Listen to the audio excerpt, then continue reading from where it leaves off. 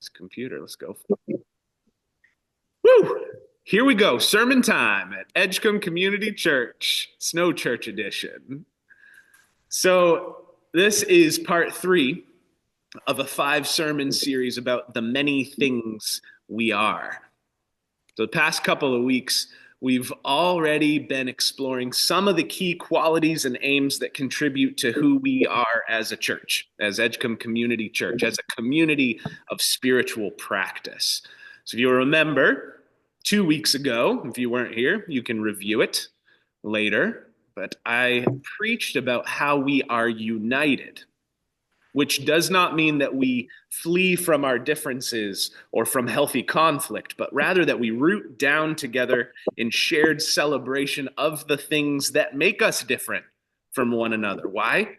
Because God created this world to thrive on diversity. So that was 2 weeks ago. Last week, I preached about just what it means to be bearers of good news. Does anybody remember the word that is translated to good news? Evangelical, right? So we kind of took that word that's maybe been co-opted by some in our culture, and we looked at it. What does it mean to bear good news? For us, it's not about pointing to a particular creed or a statement of belief, but rather it's about living in ways that actually create more and more and more good news right in the midst of life's complexities. So that was last week. Today I want to talk to you about Harrison Ford's most recent Super Bowl ad. All right? So I honestly didn't much care who won the Super Bowl this year. I wasn't emotionally invested. The Colts were not playing, right? So who cares? But I woke up on Monday morning and, as Emma can attest, when she and I stepped out the door to walk Ollie, I declared, I am having big feelings about that Jeep commercial. I don't know. If you didn't see it, that's all right. I'll explain it a little bit. But you maybe liked it. I didn't. Our differences are okay. So I like Jeeps all right. My dad, you remember you had a Jeep when I was little. We would take it off-roading there behind 96th Street. And my best friend Jordan, in our neighborhood, he had one of those battery-operated toy Jeeps that you could drive around on the sidewalk. And my sister, who's here, I think we have a home video somewhere of her crashing that Jeep into a tree at all of 2 miles per hour. And I think some sexist jokes were made about women drivers, but we'll leave that aside. But Jeeps are sentimental to me. I like Jeeps just fine, and I also like Harrison Ford. But I also like conviction, which the commercial lacked. All right? So it's a 2-minute advertisement. May I have a little tirade here? I don't know. Some of you may not know this side of me. Emma knows this side of me. My family knows this side of me. But sometimes I get a little bee in my bonnet, and I just gotta have it out. So if you'll allow me, this commercial, it's a 2-minute advertisement, and it's got an inspiring and a patriotic tone to it, as every good Super Bowl commercial must. There's a beautiful dog in it that actually reminded me of Loki, Jeff, and Harrison Ford has that nice gravelly voice, and he says a bunch of really nice words about freedom and about choosing your own path, which is all great on a certain level. The freedom to choose is an excellent thing. But ultimately, if you listen closely to the commercial, in my opinion, and also I did some research, so also according to the ones who wrote the commercial, with the aim at avoiding any sort of political divisiveness, the commercial manages to use a whole bunch of words to say very little at all. Some pithy bits of inspiration, but not much of actual substance. And by saying very little of substance, what it conveys about the freedom to choose your own path is this. It conveys that it doesn't matter which path you take. And if what you're trying to do is sell Jeeps to a divided America, which is, of course, what they were trying to do, then they totally stuck the landing. So good job. They did their job. But you know what? Sometimes it does matter which path you take. Two roads diverged in a yellow wood, right? Channel a little bit of Robert Frost here. And sorry, I traveled both. Yes, George, you're with me. And be one traveler long I stood and looked down one as far as I could to where it bent in the undergrowth. And then I took the other as just as fair and having perhaps the better claim because it was grassy and it wanted wear. Though as for that, the passing there had warned them really about the same. And both that morning equally lay, I love this line, in leaves no step had trodden black. Well, I kept the first for another day, yet knowing how way leads on to way, I doubted if I should ever come back. I shall be telling this with a sigh. Somewhere ages and ages hence, two roads diverged in a wood, and I took the one less traveled by. And that's made all the difference. I'd love to hear Harrison Ford recite that poem. Sometimes it does matter which path you choose to take. And church is one of the places that it matters. The title of today's sermon is We Are Missional and Biased. We are missional and biased. Think about that for a moment. Just feel it out in your heart. As a church, we are missional. We're on a mission. And we belong to a tradition that has a particular missional bias. So to be missional means to be aligned with a purpose and committed to actively carrying out that purpose. To be biased means to have a bent, a tendency, an inclination, or even a prejudice in a particular direction. And it's usually frowned upon to be biased, right? Which is, I think, generally speaking, it's a good thing that it's frowned upon, especially when bias is informed by unreasonable judgments or unexamined prejudice. And yet, the gospel message, the soil of the good news that we root ourselves in when we show up to this work of being church together, that gospel message does undeniably land with a particular bias. It's got a particular bent. And the way that it bends ought to inform how we approach our mission. Okay, so before moving into the bend, I want to actually give you a little bit of a theological primer here. That'd be all right? I want to talk to you about what theology is. Just a little topic. So you good to put a pin in the bias of the gospel for just a moment and have a quick theological lesson? Great. All right, I'm going to wet my whistle. Theology. So theology is a careful look at what we talk about when we talk about God. It's a careful look about what we talk about when we talk about God. And of course, when we talk about God, we are talking about something beyond our comprehension. As the early Christian theologian Anselm said, God is that than which nothing greater can be conceived. God is that than which nothing greater can be conceived. God is beyond our conceptions, beyond our concepts. And yet, we do have theological concepts, don't we? We have concepts of who or what we think God is and how God shows up in our world and in our lives. If you think about it, even atheists have concepts and ideas of God. You kind of have to think God means something in order to not think that something exists, right? From ideas that we borrow from others, from our own personal experiences, all of us weave together our theological concepts. So in other words, a theological concept, our ideas about God, they are undeniably something that we construct. You get that?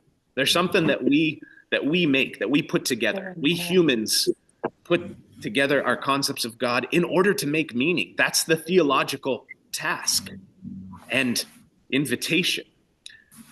And we construct our concepts of God because they are useful. They're useful not only in making meaning or making sense of our world, but they're also used to compel us in a particular direction. That's what theology is supposed to do. It's supposed to compel us in a particular direction. And of course, in the shared project of weaving together our theology, we glean what we can about the mystery of the divine, about the stuff of the divine, about the source of the universe. We glean what we can from what's revealed to us in the world around us, from our own inner experience, from sacred texts and wisdom traditions. We glean everything we can about the mystery of the divine. But ultimately, and this is vital to bear in mind here, ultimately our attempts at making sense about who God is, those attempts are human constructions. We are ultimately responsible for our own theology. As a community that represents a particular tradition, those who call Edgecomb Community their home, we are responsible for our collective theology. And as individuals, every one of us, each of us, regardless of what tradition we might call home, each of us is responsible for our personal theology. And it's important to remember that our ideas about God are incomplete, necessarily incomplete. Mine are incomplete, yours are incomplete. The theologies represented among us as Edgecomb Community Church are incomplete. The theologies of the United Church of Christ, of the Christian tradition as a whole, none of them are absolute truth. In other words, our theological propositions are not trophies of truth that we're meant to just collect on the shelf. Theology is a tool, not a trophy. Do you see that? Our understanding of God is useful, and we are meant to use it.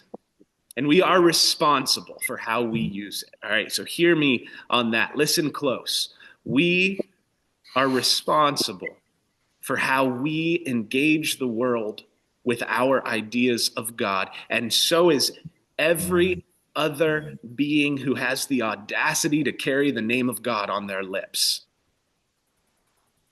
So this particular church is part of the Protestant tradition. And as a Protestant tradition, we are called to actually have that audacity. Like, we are meant to claim something about who we think God is. And we are meant and called to boldly name what we glean from the head of our church, who is Jesus, when he opens his mouth about God. All right? And according to Jesus, in the gospel tradition, God is biased. God has a leaning. God has a tilt. God has a missional priority. And being a missional Christian church, aiming to follow in the way of Jesus, means taking the mission that Jesus declared and then put it to use, letting it inform our priorities. Do you remember Jesus' mission statement earlier in Luke? It was back when Pastor Janet was preaching, I think, several weeks ago. But when Jesus unrolls the scroll from the book of Isaiah, he says, "This is what I'm here for." He says, "I am doused." I'm paraphrasing. You know me at this point, right? "I am doused with God's Spirit. And I'm called to bring good news to who? To the poor. I'm called to set free who? The captives and give vision for a world where all are liberated from what? From oppression. I'm doused with God's Spirit to liberate the whole world from oppression. This is what Jesus is up to. And in today's passage, in today's gospel bit, he gets even more clear about his priorities. Blessed are you who are poor. Blessed are you who are hungry now.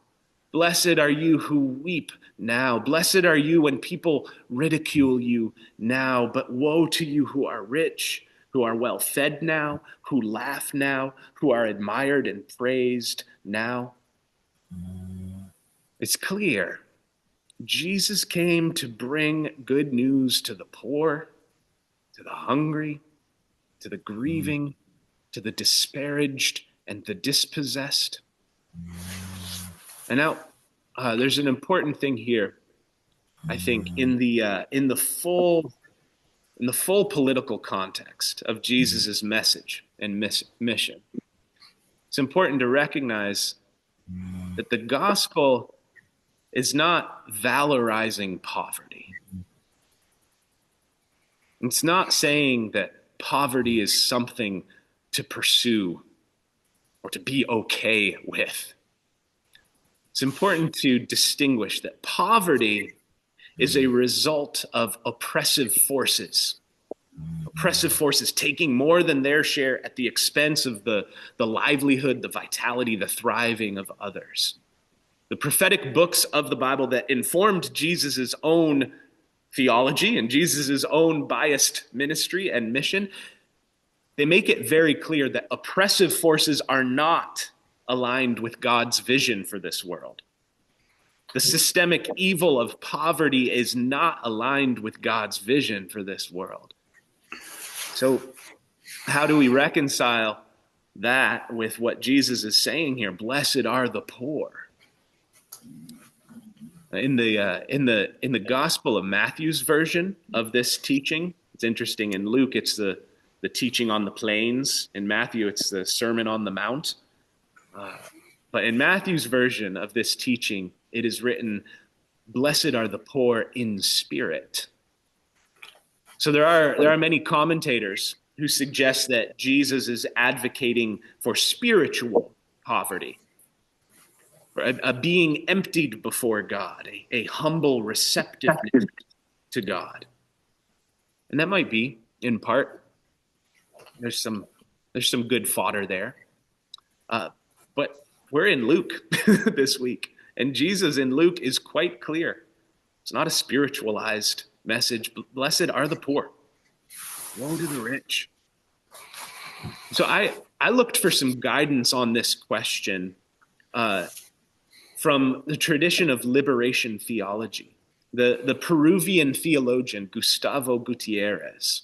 I love this guidance that he offers.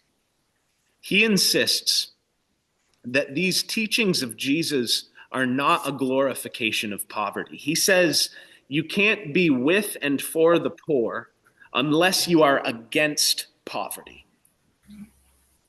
He says this, and this is a direct quote, "It is not a question of idealizing poverty, but rather of taking it on as it is, an evil, to protest against it and to struggle to abolish it. The Christian posture," he says, "an expression of love is solidarity with the poor and is a protest against poverty." Solidarity with the poor and a protest against poverty. So our mission as a congregation, you can find this right on the website. It's to bring together our communities in spirituality and loving service to humankind. So good. And where do we direct the lion's share of our loving service? What are the aims of our ministries? Like our Tuesday lunches and our thrift shop and busy hands and our food pantry, like our relationships with our neighbors over at Edgecomb Green, and like our fundraising efforts for heating assistance and other ways to help meet the needs of those in our community. Some of the byproducts of our church's missions and ministries certainly are our fellowship and a personal sense of purpose and a personal sense of satisfaction. Those are great, but they are not actually the end game. What we seek to do collectively is we come together for spiritual formation so that we are equipped and inspired to meet the needs of those who are experiencing lack in our community and in our world, to be part of God's blessing to the poor, the hungry, the grieving, the ridiculed, the dispossessed. At the end of the day, being faithful to our mission is not too complicated. If they're hungry, we're going to prepare them a meal, aren't we, church? If they need clothes or other household provisions, we're going to meet that need, aren't we? And we do. And if they're lonely, we're going to visit them, aren't we? Or invite them to join us as they're able. If they're cold in the winter, we're going to try to help them keep the heat on, aren't we? It's not too complicated. And as a church, we do a great job of feeding and clothing and visiting our neighbors who have needs. We do a great job. And you know what? I imagine that there are plenty of neighbors out there whose lives we haven't yet touched. So one by one, let's keep working on that. And what other ways are there for us as a community and as individual practitioners of our faith? What other ways are there for us to stand in solidarity with the poor, with the hungry, with the grief-stricken, with the ridiculed? That theologian, Gustavo Gutierrez, he also said this: in today's world, the solidarity and protest of which we are speaking have an evident and inevitable political character insofar as they imply liberation. To be with the oppressed is to be against the oppressor. To be with the oppressed is to be against the oppressor. So whether as practitioners of faith, as followers of Jesus, or simply as people of good conscience, what other ways are there for us to resist the forces that maintain systems of oppression? What opportunities are there for us to protest the powers that promote ideologies that lift up the rich and that praise gluttonous acts and cynical outlooks? How do we live boldly and loudly and sustainably in ways that run counter to those who strive to make a name for themselves, to make themselves look good at the expense of others? As we ask these questions, and they are ever and ongoing questions to ask, as we ask these questions today, please let us not apprentice ourselves to celebrities, billionaires, media moguls. Let's not give them any more of our precious attention than we absolutely must. Together, with our attention, with our voices, with our action, let's be disciples of Jesus, of Jesus' message here, which simply means learning from his teachings. Disciples means learning at the foot of a teacher. Let's be disciples of Jesus, learning from his teachings and following his priorities, which are what? To be with the oppressed. It's to be against the oppressor. So who are the oppressed? Who are the oppressed? That's who Jesus unambiguously sides with every time. And as followers of Jesus, it matters what path we take. Amen. Amen. Amen. And Mm.